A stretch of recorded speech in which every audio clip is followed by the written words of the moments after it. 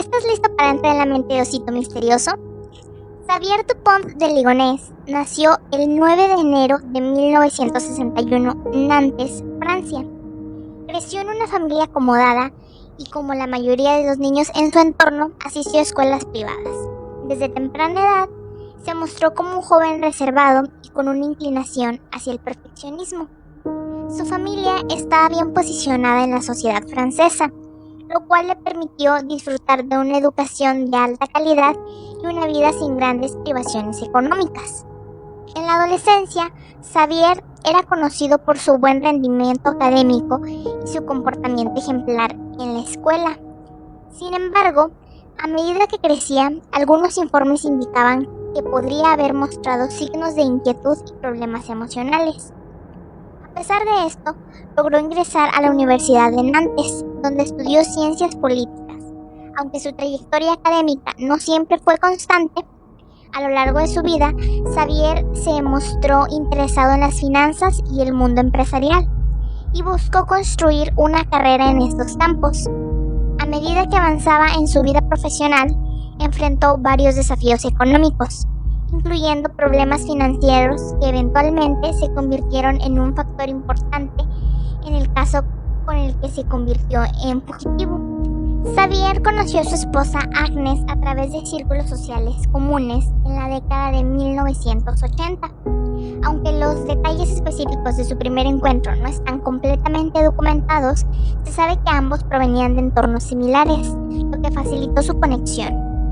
Agnes era una mujer de origen burgués, con una sólida educación y una carrera prometedora.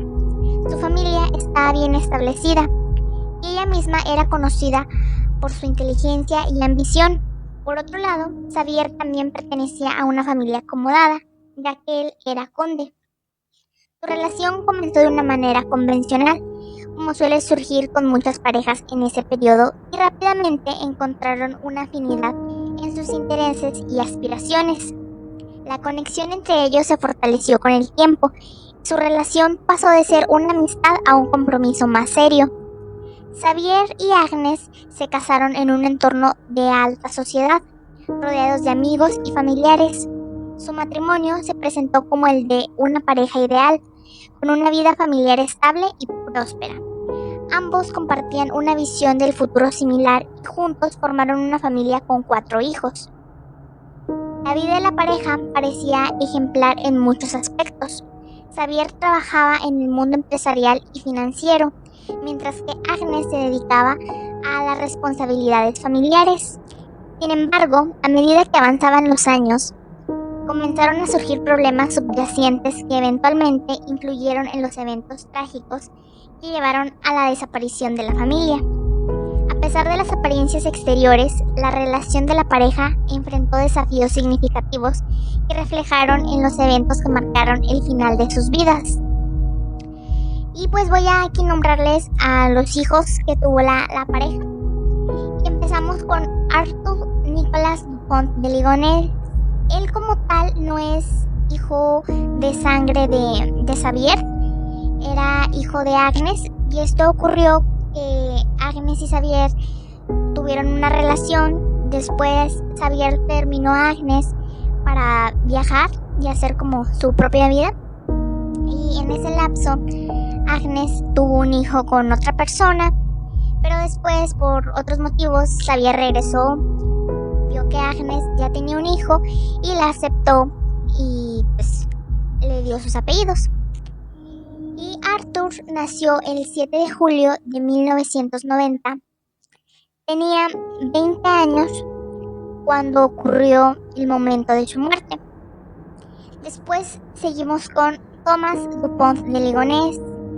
Él es el primer hijo de la pareja, o sea, hijo de sangre de ambos. Él nació el 28 de agosto de 1992. Era un apasionado de la música y la estudió en la Universidad Católica de Occidente de Angers. Tenía 18 años en el momento de su muerte. Después seguimos con su hija, Anne Dupont de Ligonnès, que nació el 2 de agosto de 1994. Sus amigos y familiares la describieron como una niña que compartía las creencias religiosas de su madre era considerada y accesible. Anne tenía 16 años en el momento de su muerte.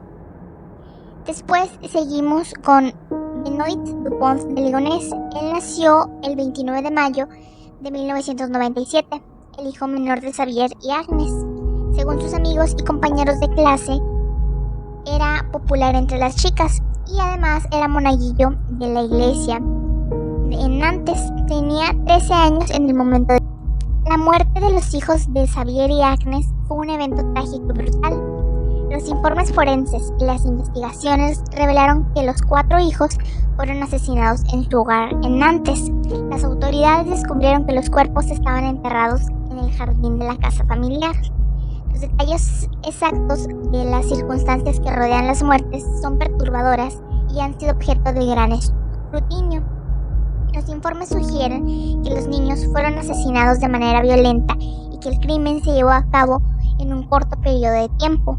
La falta de evidencia de las circunstancias y la resistencia en la que encontraron los cuerpos indica que los niños podrían haber sido sorprendidos por el ataque. La brutalidad del crimen y la naturaleza del caso conmocionó al público y destacaron la magnitud de la tragedia. La muerte de Agnes contaba con una ausencia de lucha que sugiere que fue atacada de manera sorpresiva y posiblemente en un estado de vulnerabilidad. Los asesinatos. El domingo 3 de abril del 2011, la pareja y los 3 niños cenan en un restaurante y luego van al cine en Nantes. La noche del 3 al 4 de abril es el posible asesinato de la madre, Arthur, Anne y Benoit. El lunes 4 de abril, Anne y Benoit faltan a la universidad por enfermedad. Xavier cena con Thomas en un restaurante gourmet. El martes 5 de abril, un amigo de Thomas dijo que pasó el día con él. Thomas supuestamente recibió un mensaje de texto de su padre, diciendo que su madre había tenido un accidente en bicicletas. Thomas había tomado un tren a Nantes. Posible asesinato de Thomas la tarde del 4 de abril o la noche del 5 al 6 de abril. Se dice que dudó en matarlo, ya que era su primogénito, y ahí se acabaría el linaje de su familia, pues de la realeza. Todos los cuerpos presentaron 2 impactos de bala en la sien. Además, Benoit recibió 2 balas del mismo calibre en el corazón y Thomas una bala en el corazón. A excepción de Agnes, todos los miembros de la familia estaban drogados. Los informes fueron asesinados con un disparo, pero las circunstancias se teorizan que se utilizó un silenciador y nadie de los habitantes ni de los vecinos se percató de lo ocurrido. La desaparición de la familia Dupont de Ligonnès comenzó a notarse a finales de abril del 2011, pero el proceso de detección y el posterior investigación se extendió por varias semanas. La primera señal de alerta de la desaparición de la familia Dupont de Ligonnès surgió cuando los vecinos y amigos comenzaron a notar su ausencia prolongada. Xavier Dupont y su familia no habían sido vistos en ningún lugar público durante varios días, y las actividades habituales de la familia, como la recogida de los niños de la escuela, no se estaba llevando a cabo. Los vecinos empezaron a preocuparse al no ver a la familia y al notar la falta de actividad en su casa. Agnes y los niños eran conocidos por su rutina estable y por estar presentes en eventos comunitarios. La ausencia repentina de la familia levantó las primeras preocupaciones entre quienes los conocían. La preocupación aumentó cuando no hubo respuesta de los intentos de contacto. La familia dejó de responder llamadas telefónicas y correos electrónicos. Su ausencia fue confirmada por familiares cercanos que también intentaron ponerse en contacto sin éxito. La falta de comunicación fue una señal de alarma importante. Agnes, conocida por ser organizada y comunicativa, no estaba cumpliendo con sus compromisos habituales ni manteniendo contacto con amigos y familiares, lo que fue inusual. El 11 de abril del 2011, después de varios intentos de contactar a la familia, un familiar preocupado decidió alertar a las autoridades. La policía local comenzó a investigar la situación y a realizar las primeras comprobaciones en la casa de la familia Nantes. Durante la investigación inicial, los agentes de policía notaron varias anomalías. La casa estaba en un estado de abandono y no había señales de que la familia hubiera planeado una salida repentina. La falta de signos de vida en el hogar, junto con el hecho de que el correo se estaba acumulando en la puerta, contribuyó a la preocupación. A medida que la investigación avanzaba, se descubrieron evidencias que indicaban de una posible tragedia. La policía encontró signos de limpieza intensa en la casa y empezó a sospechar que algo grave había sucedido. Las inspecciones detalladas llevaron a la conclusión de que la familia podría haber sido involucrada en un evento violento. Las autoridades encontraron signos de que la casa había sido limpiada meticulosamente, lo cual fue interpretado como un intento de ocultar la evidencia. Además, se hallaron pruebas de que los miembros de la familia no habían salido de la casa de manera normal. Después de una investigación exhaustiva y de recibir más información de testigos y familiares, la policía llevó a cabo la búsqueda más profunda en el jardín de la casa. Fue la búsqueda que encontraron los cuerpos de Agnes y sus hijos, además de un perro en el jardín. El descubrimiento de los cuerpos enterrados en el jardín fue impactante y confirmó los peores temores de las autoridades. Los cuerpos estaban en un estado de descomposición y habían sido enterrados de manera improvisada. La noticia del hallazgo tuvo un gran impacto en el público y en los medios. Bajo la terraza, en el centro, los investigadores encontraron una primera fosa. Una fosa de 3 metros de largo y 90 centímetros de profundidad, ocupada por 4 cadáveres. Luego una segunda fosa, la de Thomas. Leon y Jules, los 2 labradores de la familia, también estaban enterrados y cubiertos con cal. Las 2 tumbas estaban cubiertas con cemento y chucherías. Un tablero de aglomeramiento, los cojines de los perros, una escalera, escombros, material de jardinería. Y los cuerpos estaban envueltos en diferentes tipos de textiles, almohadas, sacos de dormir, sábanas, mantas, etc. Luego envueltos en bolsas de basura y espolvoreados con cal. Cada uno de los cuerpos llevaba un signo religioso, un rosario, una estatuilla de la Virgen. Este elemento no dejará de sorprender a los investigadores. Después de matar a los 5 miembros de la familia, el asesino les ofreció un entierro ritual cargado con creencias religiosas. Una vez que se confirmó la muerte de los miembros de la familia, las autoridades centraron su atención en la búsqueda de Xavier, quien se convirtió en el principal sospechoso del crimen. Se realizaron búsquedas exhaustivas en toda Francia y en otros países, y se emitieron alertas internacionales para localizar a Xavier.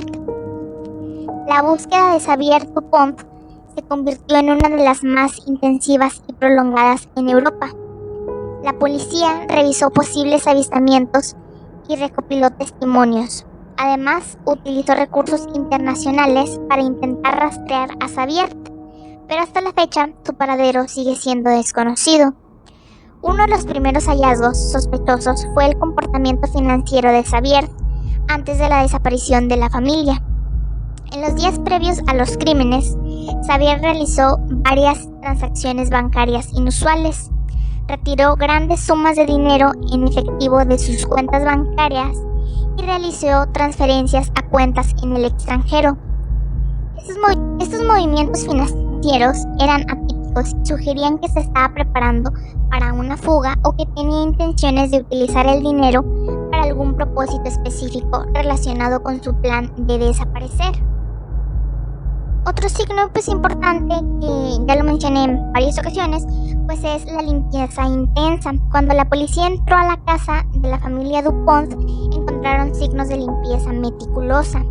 Las autoridades descubrieron que la casa había sido limpiada exhaustivamente, lo cual parecía un intento de eliminar cualquier evidencia de crimen. Los informes forenses indicaron que el hogar había sido tratado con productos de limpieza para eliminar rastros de sangre y otras pruebas posibles. Otro punto también importante son los rastros de desplazamiento. Además de la limpieza, la policía notó que los muebles y otros objetos de la casa estaban desplazados o reorganizados.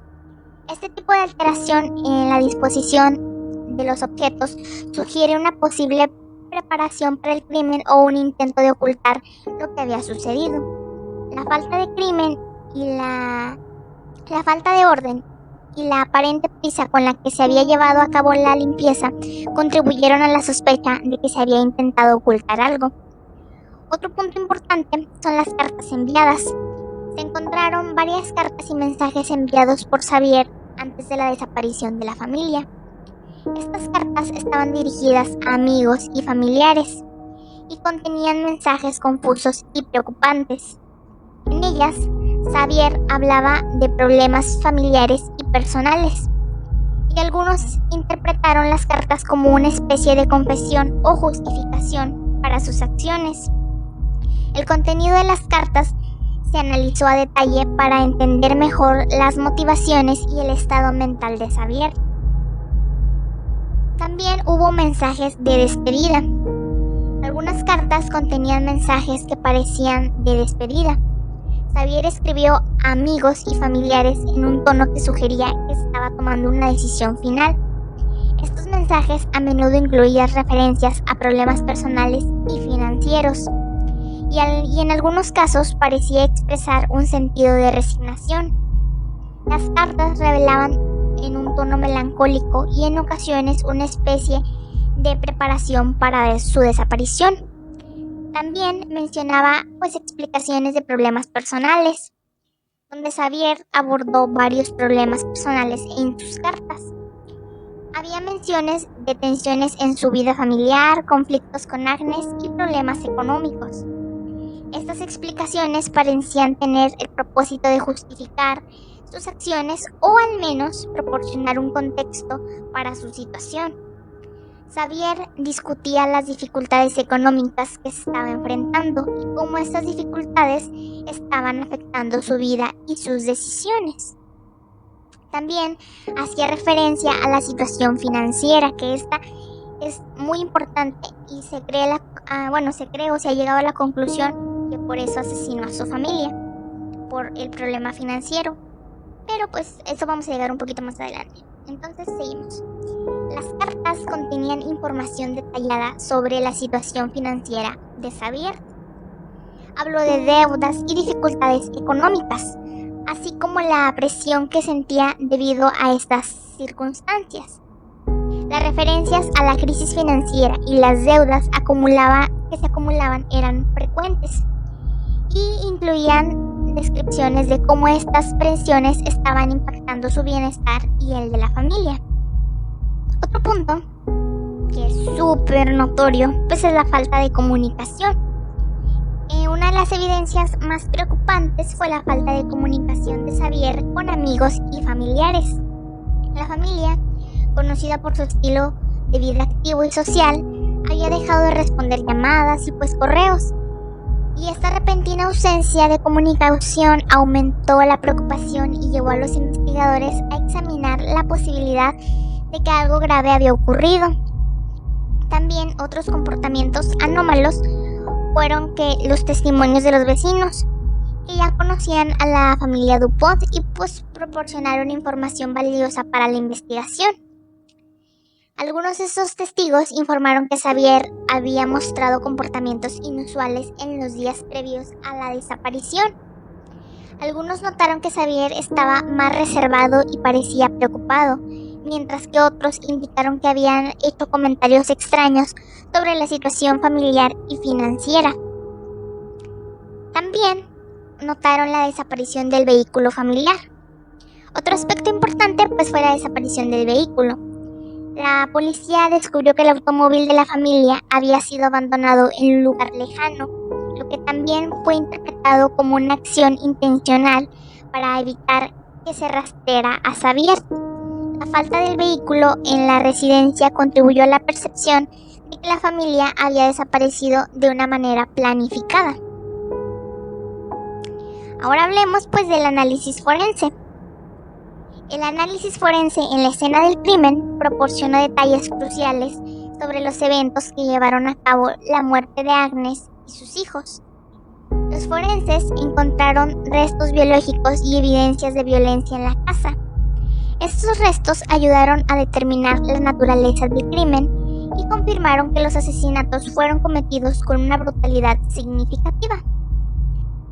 Ahora sí llegamos a un punto muy importante, y es ¿qué pasó con Xavier? Y pues aquí se van a tocar algunas teorías de lo que pudo haber pasado, porque hubo un tiempo en que Xavier estaba completamente desaparecido. No se sabía nada de él, no había imágenes de él en cámaras, en videos, no estaba haciendo uso de sus tarjetas, y de un día para otro comienza a aparecer en videos, comienza a utilizar sus tarjetas de crédito, empieza a dar otra vez señales, pero él ya estaba lejos de Nantes, estaba haciendo todo un nuevo recorrido que pues se especula que era para escapar. Entonces aquí vamos a detallar un poco las teorías, y una de ellas pues fue la fuga planeada. Una de las teorías más predominantes es que Xavier había planeado meticulosamente su fuga. Antes de los asesinatos, se observó que había tomado medidas para evitar la detención y ocultar los crímenes. La forma en la que limpió la casa y enterró los cuerpos de su familia sugiere que había una planificación detallada para escapar sin dejar rastro. La compra de materiales de limpieza y el uso de métodos para deshacerse de los cuerpos reflejaban una intención de cubrir las huellas. Otra parte de la teoría de la fuga es la posibilidad de que Xavier utilizara documentos falsos o identidades falsas para escapar. Se ha especulado que pudo haber adquirido o creado documentación falsa para cambiar su identidad y evitar ser detectado. La capacidad para moverse sin ser identificado habría facilitado su ida a otro país o región. Nuestra segunda teoría es el cambio de identidad y una vida nueva. Una teoría sugiere que Xavier pudo haber cambiado su identidad y establecido una nueva vida en el extranjero. Se ha especulado que pudo haber utilizado su experiencia y habilidades para integrarse a una nueva comunidad, posiblemente en un nuevo país, donde pudiera vivir sin levantar sospechas. Este escenario se apoya en el hecho de que Xavier tenía los recursos y el conocimiento para llevar a cabo una... A lo largo de los años, ha habido informes y avistamientos no confirmados de personas que se cree que podrían ser Xavier. Estos avistamientos han ocurrido en varios países, incluyendo Estados Unidos, Canadá y América del Sur. Aunque la veracidad de los informes es incierta, han contribuido a la teoría de que Xavier podría estar viviendo bajo una identidad falsa en el extranjero. Nuestra tercera teoría es la teoría de que él pudo haberse quitado la vida. Una teoría alternativa es que pudo haberse quitado la vida después de cometer los asesinatos. La idea es que al sentirse acorralado por sus crímenes y la presión de ser capturado, Xavier pudo haber decidido poner fin a su vida. Esta teoría se basa en la suposición de que la desaparición y la culpa podrían haber llevado a Xavier a quitarse la vida en lugar de enfrentar las consecuencias legales de sus actos. Algunos analistas han considerado que los preparativos para quitarse la vida podrían haber sido parte de los planes de Xavier. Sin embargo, no se concretaron pruebas concretas de que Xavier hubiera planeado o intentado hacer eso, lo que hace que esa teoría sea menos probable a comparación de la fuga planeada. Y aquí quiero que tomemos un poco en cuenta por qué esta teoría. Y es que hubo un momento en donde se registró que Xavier se estaba quedando en un hotel. Ese momento fue el momento culmine donde la policía pensaba que le iban a atrapar. Pero ¿qué pasó? Fue la última vez que se vio. Y aquí, más que nada, muchas personas hacen los comentarios de que la policía se confió a que ya lo tenían seguros y él sí iba a estar ahí. Entonces decidieron hacer el movimiento o pues la llegada al hotel mucho más lenta. ¿Por qué? Porque en las cámaras de video mostraban que Xavier salía del hotel y el hotel estaba con con una distancia no muy lejana de un tipo bosque o un lugar así montañoso. Entonces estaba muy cerca de la naturaleza y lo vieron salir en las cámaras con una funda que ellos decían que era una funda donde estaba un rifle. Entonces su teoría fue: se va a ir a quitar la vida ahí entre la naturaleza. Entonces lo dieron por hecho de que cuando llegaran iban a encontrarlos sin vida. Entonces eso los hizo sentir como un poco en confianza y no apresurar tanto la llegada de la policía. Entonces fue la última vez que lo vieron. No se encontró. La cuarta teoría es la teoría del escapismo en la naturaleza. Una teoría menos convencional es que Xavier pudo haberse ocultado en un área remota o en la naturaleza. Esta teoría sugiere que después de cometer los crímenes, Xavier se refugió en un lugar aislado para evitar ser detectado. Este escenario implicaría que Xavier habría sobrevivido en condiciones extremas, lejos de la civilización y el acceso a recursos moderados. La búsqueda en áreas remotas y la posibilidad de que Xavier se haya ocultado en la naturaleza han sido exploradas, pero no se han encontrado pruebas concluyentes para respaldar esta teoría. La falta de evidencia física en esta área limita la posibilidad de esta teoría.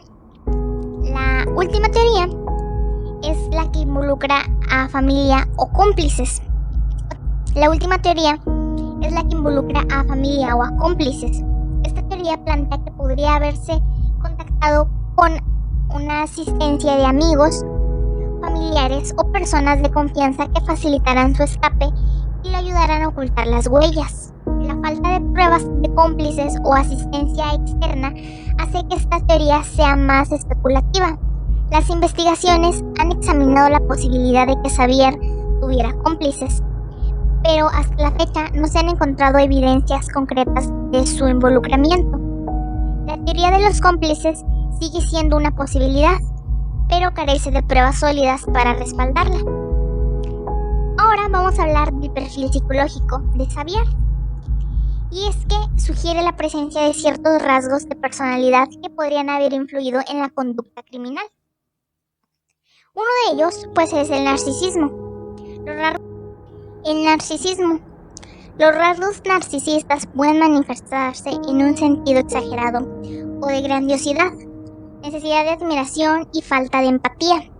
Xavier mostró comportamientos y actitudes que podrían estar relacionados con un trastorno narcisista de la personalidad, como la necesidad de mantener una imagen de éxito y la incapacidad para poder reconocer el sufrimiento de los demás.